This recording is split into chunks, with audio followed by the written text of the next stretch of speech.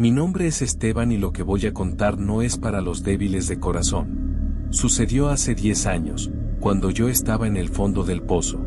En Oaxaca, si no tienes tierra, no tienes nada. Mi hija, Lupita, tenía una fiebre que no bajaba y las medicinas en la ciudad eran caras. Cuando un primo me dijo que el antiguo convento de Santa Clara de las Sombras estaba contratando un vigilante nocturno, ni siquiera pregunté porque los otros 3 guardias habían renunciado el mismo mes. El pago era de 4,000 pesos por semana. En el México rural, eso es una fortuna. El convento era una estructura de piedra volcánica, construida en el siglo XVII, enclavada entre montañas negras. El lugar olía a polvo antiguo e incienso quemado, aún estando vacío desde hacía décadas. Llegué allí un lunes, al ponerse el sol. El cielo de Oaxaca parecía una herida abierta, un rojo sangre que rápidamente dio paso a una oscuridad total. El padre Anselmo, un hombre cuyas manos temblaban constantemente, me entregó un manojo de llaves de hierro, una linterna de queroseno, porque la electricidad allá era temperamental, y un rosario de madera. Esteban, me dijo, sosteniendo mi brazo con fuerza, no importa lo que escuches en las galerías inferiores, nunca, bajo ninguna circunstancia, abras la puerta de la capilla del llanto después de la medianoche. Y si ves las luces de vela en el patio, entra en la garita y reza hasta que salga el sol. Yo me reí por dentro. Pensaba que era superstición de viejo. Pero el convento era inmenso. Las paredes eran tan gruesas que ningún sonido del exterior entraba. El silencio allá adentro no era ausencia de ruido, era algo vivo, algo que presionaba tus oídos como si estuviera intentando contarte un secreto. En las primeras 3 horas, todo fue normal. Hice mi ronda por los claustros, la luz de la linterna proyectando sombras que parecían monjes gigantes en las paredes. Pero, alrededor de las 23, escuché el primer sonido. Tac, tac, tac. Era el sonido de cuentas de madera golpeando contra el piso de piedra. Venía del piso de arriba, de las celdas donde dormían las monjas. Subí las escaleras, con el corazón en la garganta. Cuando llegué al corredor principal, vi algo que desafiaba la lógica. En el suelo, en medio del pasillo, había un rosario de madera idéntico al mío. Lo recogí. Estaba caliente, como si alguien acabara de quitárselo del cuello. Miré hacia el fondo del pasillo y vi una sombra. No era una sombra común. Era una oscuridad más densa que lo oscuro de alrededor. Tenía la forma de una mujer con el hábito completo. Flotaba a pocos centímetros del suelo. Parpadeé y desapareció. Pero el olor se quedó, un aroma a flores de velorio y carne seca. A la medianoche, la temperatura bajó tanto que podía ver mi propio aliento. Estaba en la garita, intentando tomar un café, cuando la radio empezó a emitir estática. Yo no tenía ninguna radio encendida. El chirrido se transformó en voces. Eran decenas de mujeres susurrando en latín. El sonido no venía del aparato, venía de las paredes. Salí al patio central, desesperado por aire puro. Fue cuando vi lo que el padre Anselmo mencionó. En el centro del patio, alrededor de la fuente seca, había 12 luces de velas flotando en el aire. No había manos sosteniéndolas. Las luces formaban un círculo perfecto y comenzaron a moverse en procesión hacia la capilla del llanto. Debí haber huido, pero algo me atraía. Una curiosidad mórbida. Seguí las luces. Cuando llegué a la puerta de la capilla, escuché un llanto. Pero no era llanto de tristeza, era un lamento que parecía desgarrar el alma. Olvidé la advertencia del padre. Metí la llave en la cerradura y abrí la puerta. Lo que vi allí dentro me persigue en cada pesadilla. La capilla estaba iluminada por cientos de velas negras. En el altar, no había un santo. Había una monja, demasiado alta para ser humana, con el rostro cubierto por un velo negro transparente. A través del velo, lo vi, no tenía piel. Era un cráneo revestido por una membrana pálida y estirada. A su alrededor, las otras sombras, las almas de las monjas que fueron emparedadas vivas durante las persecuciones religiosas en México, se arrodillaban y golpeaban sus cabezas contra el suelo hasta que el hueso crujía. El sonido era como castañuelas de horror. La monja en el altar me señaló. Sus dedos eran garras largas. Dijo mi nombre: Esteban, ¿trajiste lo que pedimos? Me di cuenta de que el rosario que recogí en el pasillo me estaba quemando la mano. Empezó a sangrar. Sangre real, caliente, escurriendo por mis dedos. Ellas no querían oro, querían la sangre de alguien vivo para poder sentir el mundo nuevamente. Comencé a asfixiarme. Sentí manos invisibles tirando de mi lengua, intentando arrancarla. No sé cómo logré salir. Creo que el rosario que el Padre me dio, el bendecido, me protegió de alguna forma. Corrí por el patio, tirando la linterna, y el fuego se extendió por la hierba seca. Salí por los portones de hierro y solo paré de correr cuando llegué a la carretera. Volví a la ciudad al amanecer. Lupita, mi hija, estaba curada. La fiebre desapareció exactamente a las 3 de la mañana. Pero cuando me miré al espejo, mi cabello, que era negro, estaba completamente blanco. Y en mi mano, donde sostuve el rosario fantasmal, quedó una marca, una cicatriz en forma de cruz que nunca sanó. Hoy, evito pasar cerca de conventos o iglesias viejas. A veces, en el silencio de la noche, aquí en mi casa, escucho el sonido de las cuentas de madera golpeando el suelo de mi cuarto. Tac, tac, tac. Me encontraron. Ellas siempre encuentran a quienes saben demasiado. Lo que están a punto de escuchar no es algo que yo cuente en mesas de bar. Dicen que en Guanajuato, la plata tiene el precio de la sangre. Yo nunca creí en eso, hasta el invierno de 2014. Mi nombre es Javier y, en aquel entonces, yo era un hombre acabado. Mi madre, doña Elena, se estaba consumiendo por una necrosis en la cadera y la seguridad social mexicana es un laberinto donde los pobres mueren esperando. Cuando surgió la vacante para vigilante nocturno en la mina de A la Purísima, no lo pensé dos veces. La mina estaba en un desfiladero seco, rodeada por cruces de madera que los antiguos colocaban para amarrar a los espíritus de la tierra. El pago era 3 veces más alto que el de cualquier guardia en la ciudad. Don Elías, el capataz, un hombre con la piel tan rugosa que parecía tallada en granito, me entregó las llaves con una mirada de lástima. Él me dijo: Javier, esta mina no produce plata desde hace 100 años, pero nunca ha dejado de consumir vidas. Si el radio emite estática con sonido de cadenas, no respondas. Si sientes olor a azufre, no respires profundo. Y, sobre todo, nunca, por nada de este mundo, bajes al nivel 3 después de la medianoche. Yo guardé las llaves y el radio, pensando que Elías era solo otro viejo supersticioso alimentado por leyendas coloniales. Poco sabía yo que las supersticiones son las únicas leyes que los muertos respetan. Las primeras noches fueron un ejercicio de soledad. El silencio en la garita era tan denso que podía escuchar el latir de mi propio corazón y el sonido del fluido en mis oídos. La mina parecía respirar. A veces, una ráfaga de viento salía de las profundidades con un sonido de gemido humano, pero yo me convencía de que eran solo las corrientes de aire térmicas entre el calor del día y el frío de la noche serrana. En el 10º día, algo cambió. Estaba sentado, mirando el monitor en blanco y negro que mostraba la entrada del túnel principal. De repente, vi una pequeña luz. Una luz parpadeante, como la de una llama de vela, moviéndose al fondo del nivel 1. Tomé la linterna y el radio. ¿Elías? ¿Hay alguien ahí? Solo recibí estática. Pero en medio de la estática, escuché un clic metálico. Clic, clic, clic. Era el sonido de un reloj al que le daban cuerda. A las 2:45 de la mañana, el termómetro en la pared de la garita crujió. El mercurio se desplomó de 20 grados a casi 0 en menos de un minuto. Mis dedos se pusieron morados.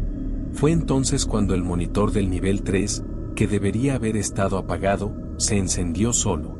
La imagen era granulada, pero lo vi, al fondo de la galería más profunda, un hombre estaba sentado en un montón de grava.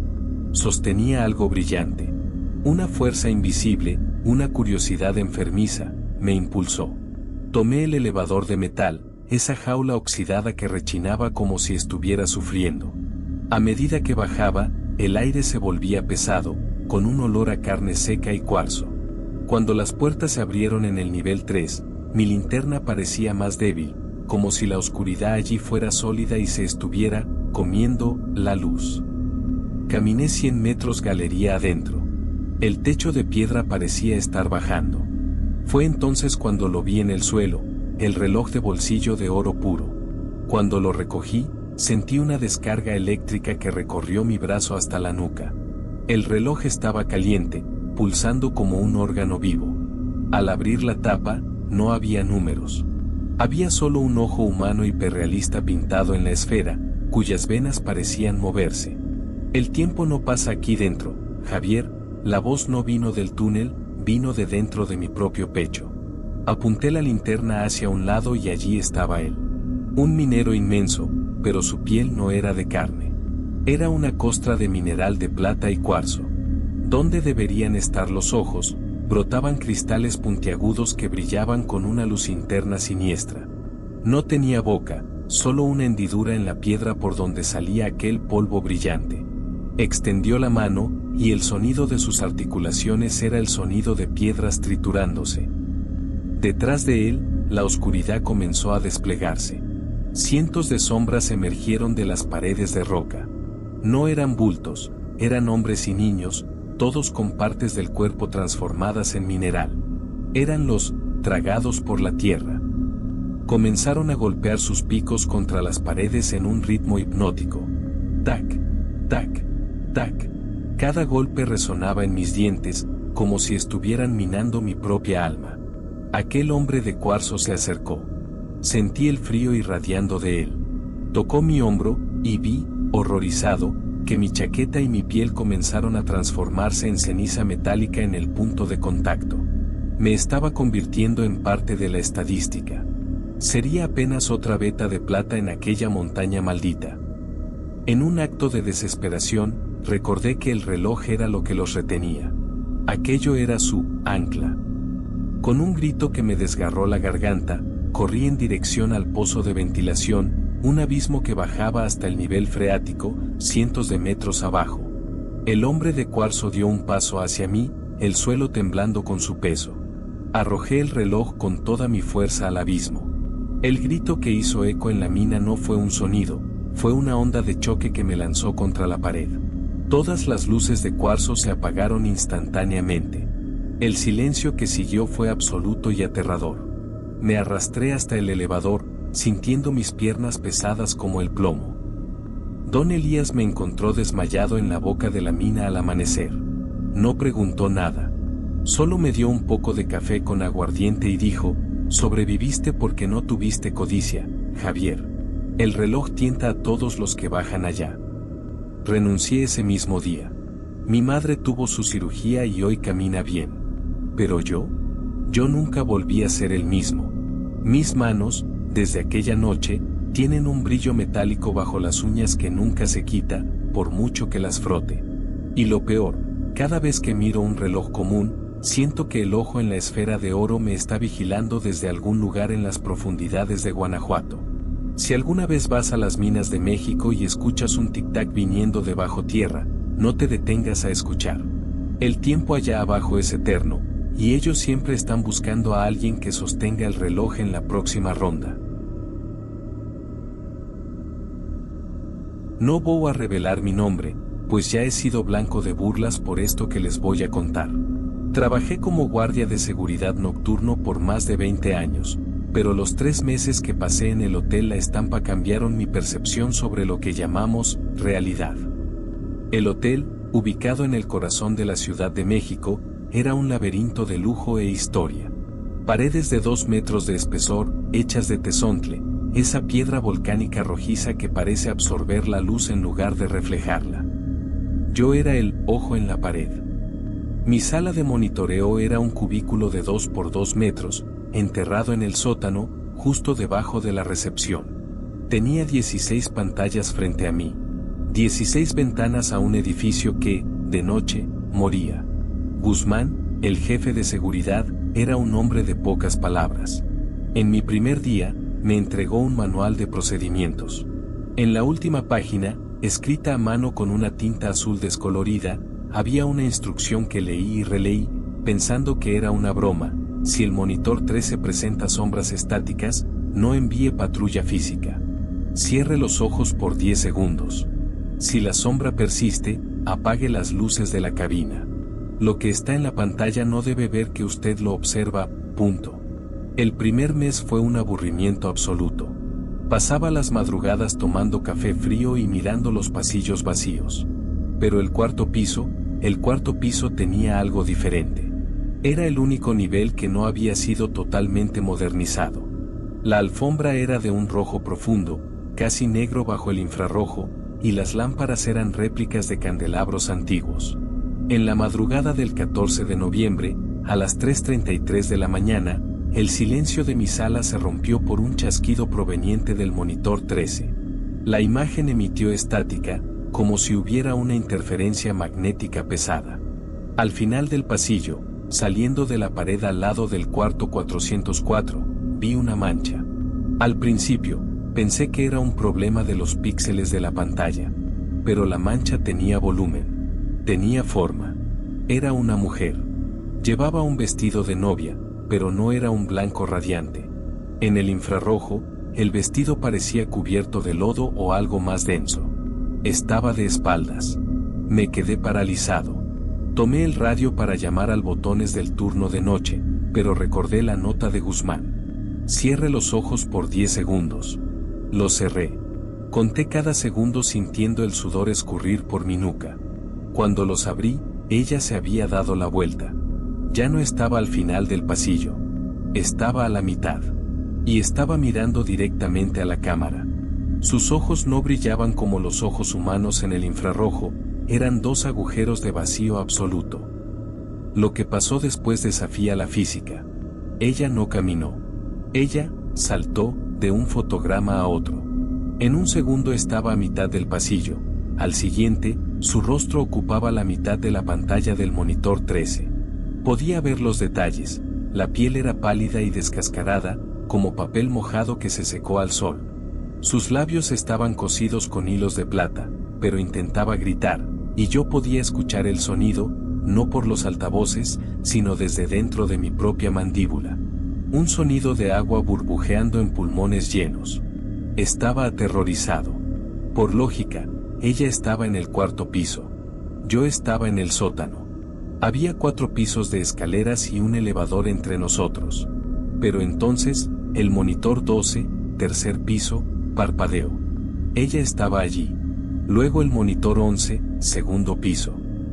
Estaba bajando. No estaba usando el edificio físico para moverse, estaba usando el circuito cerrado de TV. Estaba navegando por los cables coaxiales, por las frecuencias de radio, viniendo hacia la única persona que la estaba observando, yo.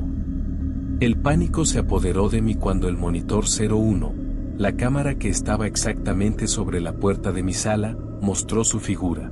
En el monitor, ella estiró la mano hacia el lente de la cámara. En ese exacto momento, el aire dentro de mi sala se volvió gélido. El olor a flores podridas y agua de alcantarilla inundó el cubículo.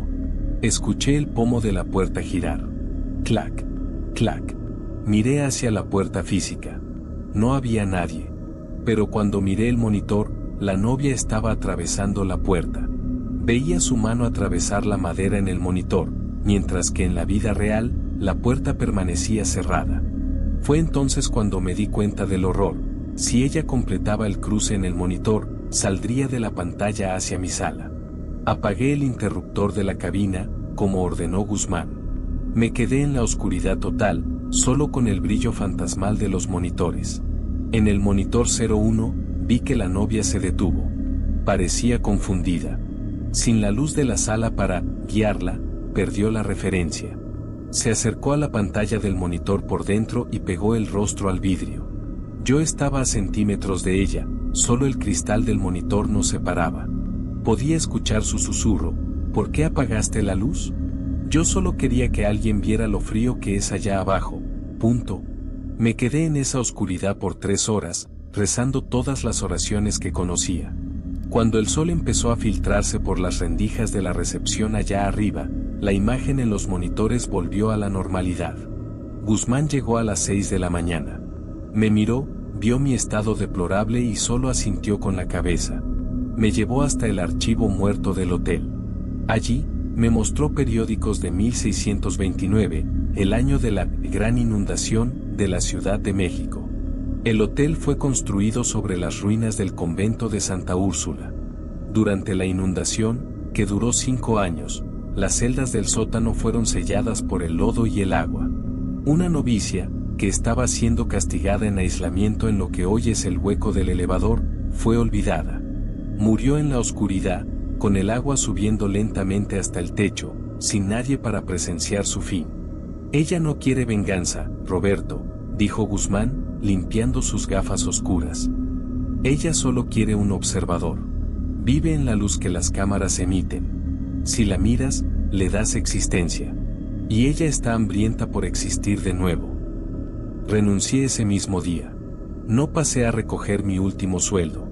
Pero la novia de Santa Úrsula dejó una marca. Hoy no puedo tener paz. Cada vez que paso frente a un monitor de seguridad en un centro comercial, o miro la pantalla de mi computadora cuando entra en modo de espera, siento ese frío. A veces, mi celular enciende la pantalla solo a mitad de la noche. Y en el reflejo negro del cristal, lo veo. No es mi cuarto lo que está detrás de mí. Es un pasillo largo, con alfombra roja y paredes de piedra volcánica. Y allá al fondo, una mancha blanca comienza a caminar.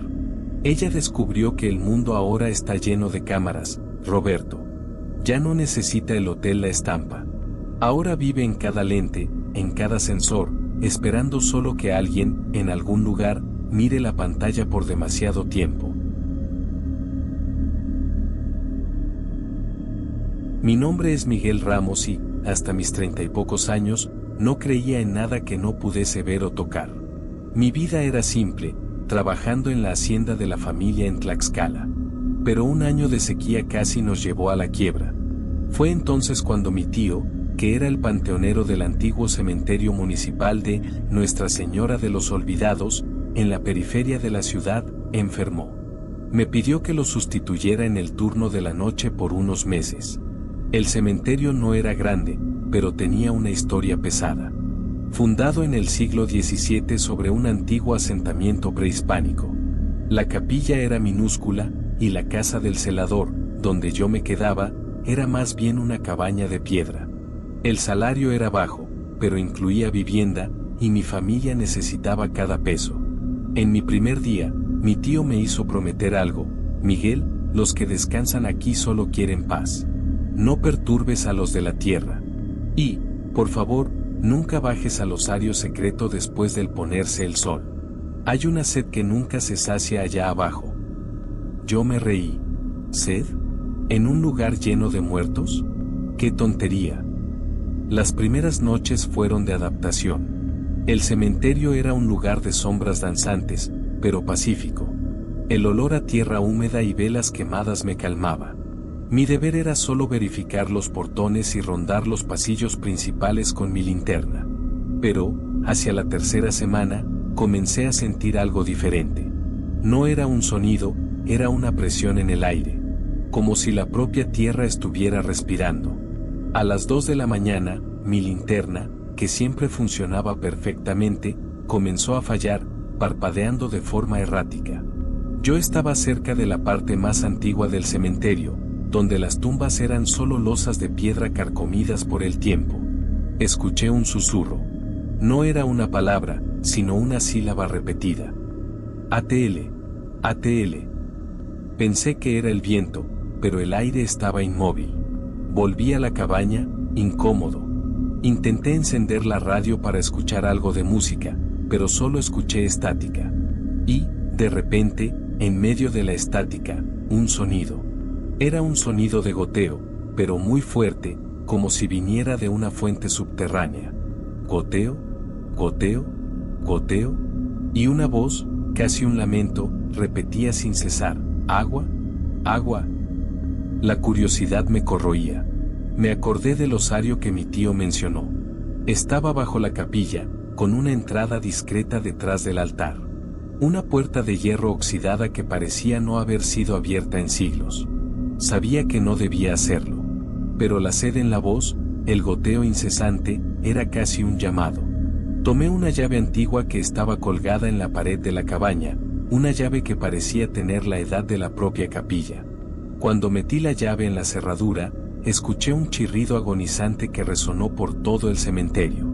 La puerta cediendo con un gemido metálico.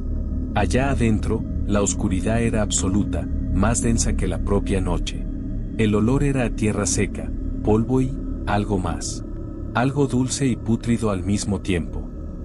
Encendí mi linterna y comencé a bajar una escalera de caracol, resbaladiza por el limo y la humedad. A cada escalón, el olor a muerte aumentaba. Pero no era un olor a cadáveres recientes, era un olor antiguo, mineral. Las paredes estaban cubiertas de nichos. Y cada nicho contenía cráneos y huesos apilados. Miles de ellos. Aquello era un monumento a la muerte. En el fondo de la escalera, el goteo era ensordecedor. Había un pequeño lago subterráneo, pero el agua no era cristalina. Era oscura, espesa, casi gelatinosa. Me aproximé. Y entonces, lo vi. Miles de cráneos estaban sumergidos, con las órbitas vacías mirando hacia arriba. Eran las almas que habitaban la mina. Estaban sedientos. Sentí la garganta seca, una sed que quemaba. La voz comenzó a resonar dentro de mi cabeza, no en mis oídos. Viniste. Nos escuchaste. Tráenos agua. Agua. Agua, punto. De repente, todos los cráneos en el lago, y los que estaban en los nichos de las paredes, comenzaron a vibrar. Pequeñas luces azules y pálidas se encendieron dentro de las órbitas vacías. Me estaban mirando. La sed que sentía no era mía. Era la sed de ellos. La sed de 1000 almas atrapadas en la tierra, en busca de un alivio que nunca llegaba. Por las paredes, vi las manos. Manos esqueléticas, pálidas, saliendo de los nichos, intentando alcanzarme. No eran agresivas. Eran suplicantes. Balanceaban sus dedos secos en el aire, implorando. La voz colectiva era ahora un grito ensordecedor. MACTLI. Agua. Agua. Atles agua en náhuatl, solo supe eso mucho tiempo después. Saqué una botella de agua de mi mochila y, en un acto de desesperación, la arrojé al lago. La botella golpeó el agua y se hundió. Un silencio súbito y profundo se apoderó del osario. Todas las luces azules se apagaron. Todas las manos se retrajeron. Me estaban observando. Cuando me di la vuelta para subir las escaleras, sentí un tirón en mi talón. Una mano gélida. Miré hacia abajo y vi un brazo, hecho de huesos antiguos y tierra, sujetándome. No quería arrastrarme. Quería marcarme. Sentí un dolor insoportable en mi talón, como si 1000 agujas me estuvieran perforando. Logré soltarme y corrí. Corrí como nunca había corrido en mi vida. Salí del osario, cerré la puerta y arrojé la llave lejos, dentro de una tumba abierta. Volví a la cabaña y me acurruqué en un rincón, temblando hasta el amanecer. Cuando salió el sol, me miré el pie. En el talón, había una marca. No era una herida abierta, pero la piel estaba reseca, cuarteada, como si hubiera sido momificada. Y por más agua que beba, por más que intente hidratarme, siento una sed constante. Una sed que quema por dentro, que nunca se sacia. Es la sed de ellos, que se transfirió a mí. Mi tío, cuando me vio, solo miró mi pie y dijo: «Te marcaron, Miguel. Ahora tú también conoces la sed de los que se fueron». Nunca más volví a aquel cementerio. Hoy, soy el único en mi familia que nunca bebe refresco, solo agua. Y aún así, la garganta me arde. Porque la sed que siento no es la mía. Es la sed de los muertos de Tlaxcala, que ansían una gota que nunca vendrá. Si estas historias te mantuvieron aquí hasta el final, suscríbete al canal, deja tu like y comenta cuál de estos relatos fue el que más te impactó. Y si conoces o viviste algo parecido, cuéntalo en los comentarios. Tu historia puede aparecer en el próximo video.